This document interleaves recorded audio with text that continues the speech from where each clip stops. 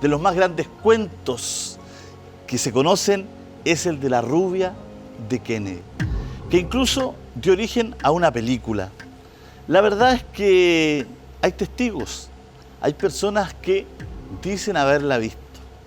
En nuestro estudio, cuando tocábamos ese tema, hubo llamados telefónicos, hubo gente en las redes sociales que contaba la historia de sus padres, de sus abuelos, de sus amigos, que habían tenido contacto, que habían visto a la rubia de Kennedy. Vamos a ver el reportaje y vamos a volver a comentar.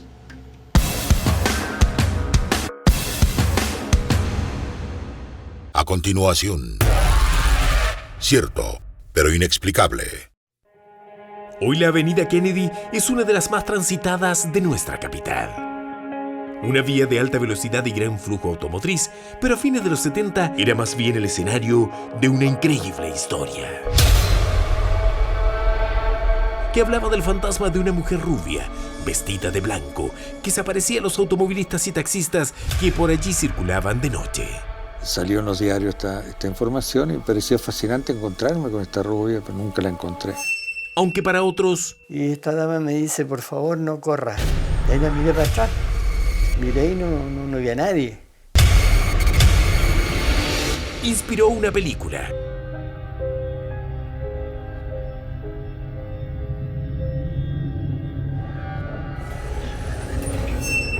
Y hasta cuentos infantiles animados. ¿Pero quién fue en verdad la rubia de Kennedy? ¿Existió realmente o no es más que una leyenda urbana? Fue una realidad. Fue algo que me pasó a mí. Yo lo viví. Y todavía lo siento. Y me cuesta mucho hablar de esto. Mucho. La rubia de Kennedy.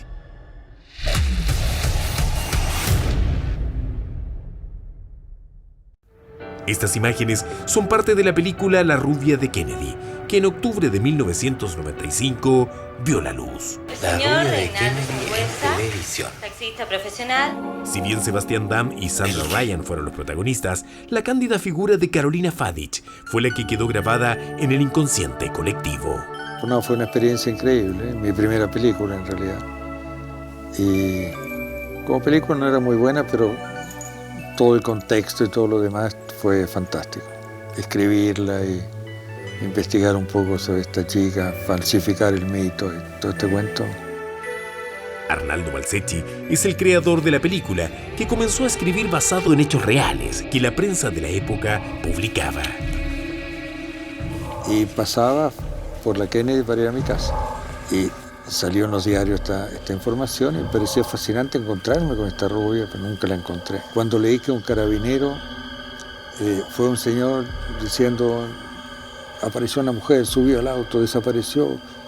El tipo dijo, no, quédese tranquilo, es un fantasma nomás, no es nada, no es ningún delito. O sea, como si fuera lo más normal del mundo que apareciera un fantasma. Me pareció atractivo como cuento. Para Miguel Castañer, esta trama no es un cuento, sino toda una realidad. Él es uno de los taxistas que en 1979 vivió esta aterradora experiencia.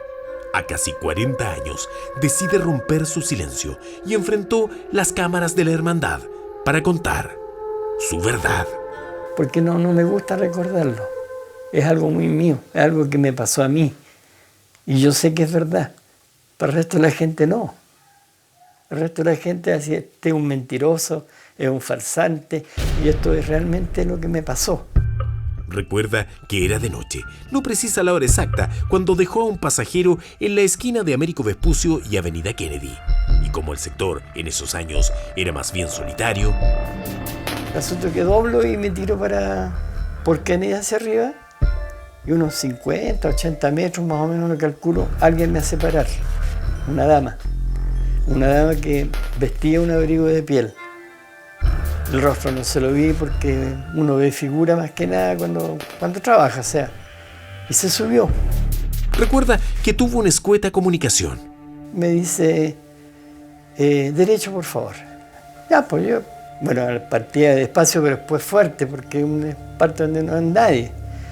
Y esta dama me dice, por favor no corra. De ahí la miré para atrás, miré y no vi a nadie. Después ya dije, pucha, ¿qué pasa? Pues me tiré para la orilla y detuve el auto. Y miré, o sea, me di vuelta y miré, nada. Me bajé del auto, a ver si se había bajado, tirado, no sé. Nada, no había nadie. Entonces me entró el miedo, realmente, me entró el miedo, agarré el auto y me fui, no trabajé más y me fui a donde yo paraba en la Alameda. Recuerda que sus compañeros en el paradero prácticamente no le creyeron. No trabajó como en una semana. Lo único que hacía era ir a dejar y a buscar al hijo de una directora de un colegio a quien también le contó. Craso horror, pues la mujer llamó a Radio Cooperativa y en cosa de minutos lo contactaron.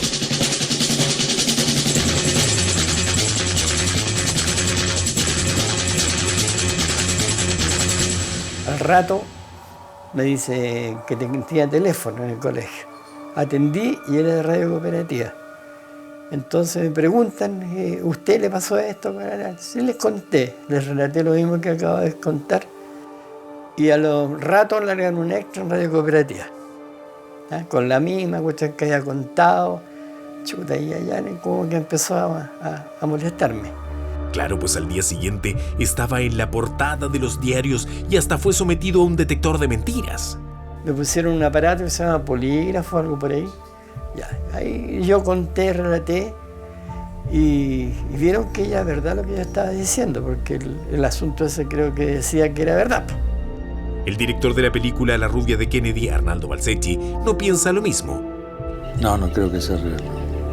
Yo creo que puede ser una mezcla de varias alucinaciones o varias cosas que ocurrieron.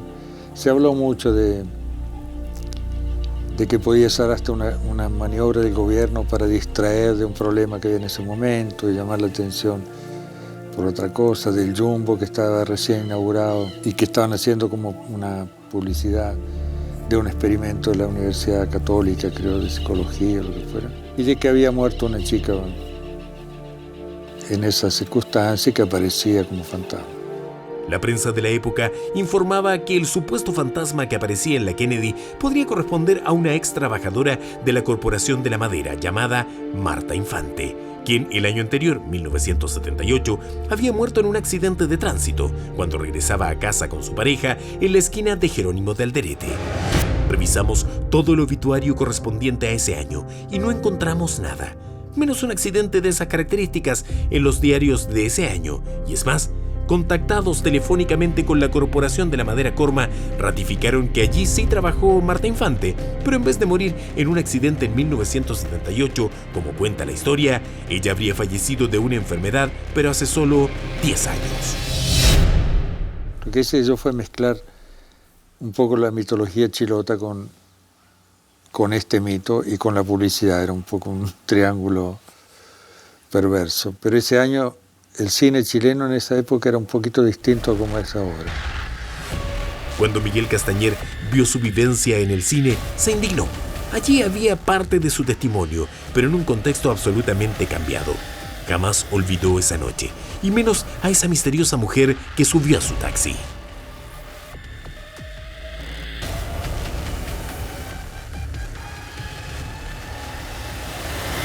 Sí, tenía un perfume muy especial. Una fragancia así como a violetas, pero muy suavecito. Ese es el perfume que quedó dentro del auto.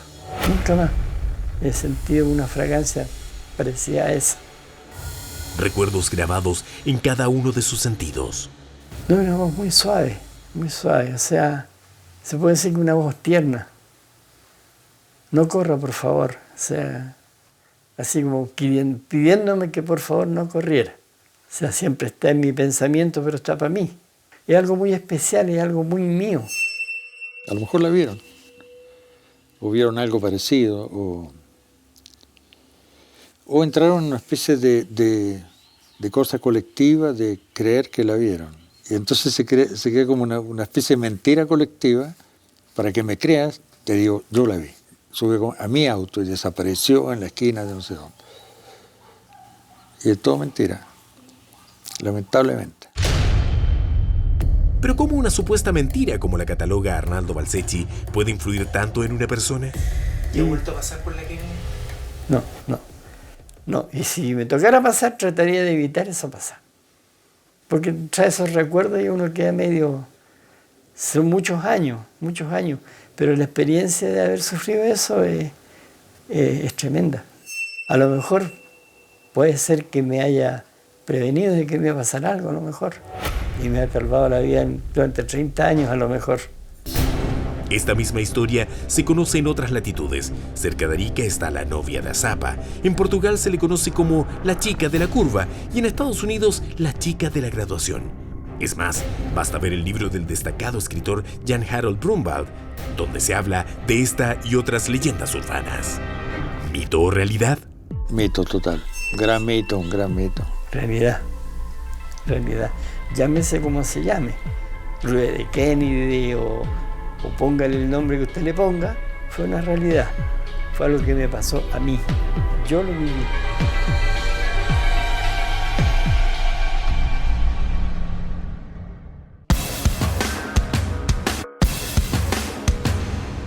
Ahí está la nota con testimonios muy especiales. Comentaba que cuando vimos esta nota la primera vez, estamos en el último capítulo de la hermandad, estamos revisando reportajes impactantes con nuestra hermandad. Hubo un movimiento en las redes sociales, ¿ah? Sí. Hubo mucho movimiento, la gente conversaba, tuvimos un llamado en directo, recuerdo, Hugo. Me imagino que esta historia está en tus archivos, ¿no? Me imagino que esta historia, algunos amigos, compañeros de la época, la comentaban permanentemente. Yo nunca experimenté nada al respecto, pero reconozco que varios amigos míos, personas conocidas, se les presentó yo la llamaba la novia de Kennedy, porque siempre estaba vestida de blanco, generalmente. Claro. En los casos que a mí me contaron, estaba con un vestido largo blanco, esto es lo que y que realmente ella recibía, entraba al auto, acompañaba a la persona, incluso cambiaba algunas frases y finalmente desaparecía. Sí. Ahora, cuando se trataba de un taxi, pasaba muchas veces, subía atrás, daba instrucciones, que siguiera adelante, no decía a dónde iba, cambiaba algunas frases y de repente le decían, bueno, ¿y ahora a dónde vamos? Porque llegaban, por ejemplo, ya a Américo Vespucio. Entonces, no contestaban a él. Se daba vuelta el chofer y no había nadie. Bueno, de hecho tenemos el ejemplo vivo de este chofer de taxi que la llevó y que nunca más volvió al lugar por miedo. Y no ha vuelto nunca más, creo que el lugar volvió con nosotros ahora. Volvió con nosotros. Volvió con nosotros a hacer un móvil. Terror. El día del programa rompió con nosotros el silencio después de tantos años. Estaba muy impresionado además de ver el Parque Arauco, de ver los edificios. Estaba todo cambiado. Porque él se alejó y nunca más volvió al sector. Sí. Por el miedo a pasar por ahí de nuevo, que le ocurriera lo mismo. Esto me hace recordar dos cosas al menos. Primero, Carolina Fadich, que es protagonista de la película, gran actriz que en paz descansa y que, bueno, la estamos viendo en este minuto. Una distinguida actriz que me tocó la posibilidad de conocer, así que primer recuerdo sobre ella. Y lo segundo que me hace reflexionar esta leyenda urbana. Esto es una leyenda urbana que me hace pensar, yo creo, sobre el poder de la fe popular, el poder de la leyenda urbana que se va forjando entre conversación y conversación en las calles y que puede generar grandes visiones. La tradición. Las tradiciones e incluso llevar a la santidad a muchos, por incluso cierto. Los mitos en el buen sentido de la palabra, o como ciertas narraciones que se van forjando, tomando parte de la realidad, junto con aquello que uno va creando a través de la cultura y a través de los sentimientos. Ahora, es muy importante la leyenda urbana. Ahora, las tradiciones enriquecen a nuestro país. Es que a este hombre que lo vivió, que no volvió nunca más a pasar por ese lugar, uno le dice que esto es una leyenda y por ningún lado lo ve como una leyenda. Lo que pasa, entonces, Vanessa, es lo siguiente, no digamos nunca, vamos a tener que algún día, si nos volvemos a juntar, vamos a tener que explicar una serie de palabras. Sí. Por ejemplo, la palabra mito no necesariamente quiere decir que sea falso o mentira, aunque es mitómano el que miente, sino que es un modo de expresar y referirse a una realidad de una manera no científica, sino que realmente de acuerdo a experimentaciones de un grupo social, generalmente histórico. Sí. Y lo mismo que es cierto, por eso mismo que nosotros, y si uno dice mito, y la palabra leyenda, porque el mito crea la leyenda. La leyenda se nutre del mito, pero también de la realidad. Y también, en ese sentido, de lo que, para dejarlo bien claro, a partir de esta experiencia de este taxista que estuvo con nosotros, se forma la leyenda en torno de esta figura y se exalta, se lleva a la imaginación, pero siempre detrás de la leyenda siempre hay un hecho histórico, pero un hecho real que se exalta. Recuerda que en el día que tocamos este tema, el capítulo, empezó la gente a llamar por teléfono, los teléfonos. cosa que no ocurre habitualmente, y empezó gente a comunicarse. Mi papá tiene una historia con mi tío, un amigo tiene, y recuerda que había un testimonio de dos personas al menos que iban en el auto y que la vieron en distintos lugares, ¿no es cierto? Que era como una especie de casi señal, ¿no? En la carretera, donde ellos la veían en un lugar, la veían en otro lugar, la veían en otro... prácticamente, y ellos decían, pero ¿cómo si no nos ha adelantado ningún auto? ¿Cómo iban rapidísimo? Primera señal, iban rapidísimo, ¿no es cierto? Estaban corriendo peligro porque iban muy rápido para la carretera que era en ese momento. Y de pronto la vieron, y de pronto la vieron de nuevo, en una esquina. Sí, me acuerdo. Y ellos se preguntaron, ¿cómo está acá? Bueno, ¿cómo llegó antes que nosotros? Precisamente así se va formando todo lo que llega a nuestros oídos. Esta leyenda urbana que tiene, por cierto, una base de realidad, pero que después se va exaltando. Uno no tiene que olvidar, porque uno vivió esa época de juventud con la rubia de Kennedy dando vueltecitas por ahí, que también habían algunos y algunas que se vestían de rubia de Kennedy y se iban a parar para exaltar aún más esta leyenda urbana que tiene su cuota evidentemente inicial de realidad. Pero hay una cosa que yo no entiendo aquí. ¿Quién realmente fue la rubia de Kennedy? Tiene que haber una familia detrás de ella, algún novio o un pololo o alguna persona y nunca hemos sabido, se perdió totalmente. Y tiene que ser una leyenda relativamente nueva. Estamos hablando de Kennedy. Si fuera en el centro de Santiago es distinto. Por lo tanto, ¿cómo nació? ¿Qué experimentación hubo? ¿Qué situaciones de hechos? Recordemos que en la investigación que hicimos se pierden los datos. Es decir, se van perdiendo los datos. Lo que se pensaba que era después. Claro, y ahí queda, pero se va exaltando. Me parece que surgen bastantes relatos que no tienen que ver directamente con la leyenda de la rubia de Kennedy, pero que de alguna manera están conectados. Yo recuerdo que en alguna oportunidad que vine al canal, me vine con un chofer de un taxi, no era un chofer del canal, y me contó que él alguna vez llevó a dos personas en su taxi. Se sentaron en el asiento de atrás y el chofer en algún momento se empezó a quedar dormido y se dio cuenta que se estaba quedando dormido porque uno de los que estaba atrás lo despertó de muy mala manera. Creo que le pegó en la cabeza, lo retó incluso, y el tipo venía callado, qué sé yo, y dijo ya, perdón, y siguió. Y cuando llegó el momento de tener que bajarse estos pasajeros, se dio cuenta que se estaba bajando uno solo. Le dice, perdón, pero usted venía acompañado. Y le dice, no, yo venía solo, siempre me subí solo. O sea que se subió él y se subió alguien más. Un espíritu, claro, que fue el que le llamó la atención al chofer cuando venía quedándose dormido. Que si no es por este espíritu, imagínate, habría terminado también esto no es una singularidad de lo instrumental. Y no era la rubia de Kennedy. Volvemos a lo instrumental otra vez, a lo instrumental, sí. Tomo lo tuyo porque esto no es una singularidad de nuestro país. En muchos países hay rubias de Kennedy, hay carabineros que ayudan, hay fantasmas de la carretera, son los fantasmas de la carretera, ¿no? Que por lo general colaboran. O sea, cada país tiene sus historias. Me agarro ahí un poco a lo que dice Cristian de la tradición, ¿no es cierto? Como la Llorona misma, la Llorona, esta mujer que ha perdido a sus hijos de forma trágica, está en todas partes presente. En todas las tradiciones, porque también refleja un arquetipo. La rubia de Kennedy refleja también un tipo de arquetipo, una mujer en pena, un fantasma en pena. Los carabineros, la policía cumpliendo un deber, son grandes arquetipos que permanecen desde mi punto de vista, muchos de estos, vivos en el mundo del más allá, en el mundo metafísico. Oye, hablando del mundo metafísico, de estas leyendas, vivimos en la hermandad un reportaje, una crónica, un capítulo impactante.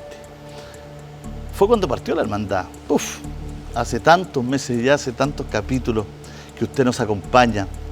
Una abuelita que había fallecido y que de alguna forma, de alguna manera especial, llegó nuevamente a su familia. Esto ocurre en las 7 Tazas. Esto ocurre por una fotografía.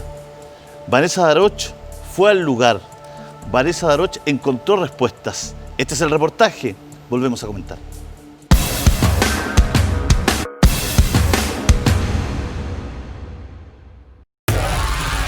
A continuación, en contacto con la hermandad. Pocas personas tienen la experiencia de ver a un familiar fallecido en una foto. El siguiente caso ocurrió en Chile. Vanessa Daroch, en un contacto impactante, descubrió un sorprendente mensaje. En el Parque Nacional 7 Tazas descubrimos una misteriosa aparición. Una persona fallecida que una familia entera reconoce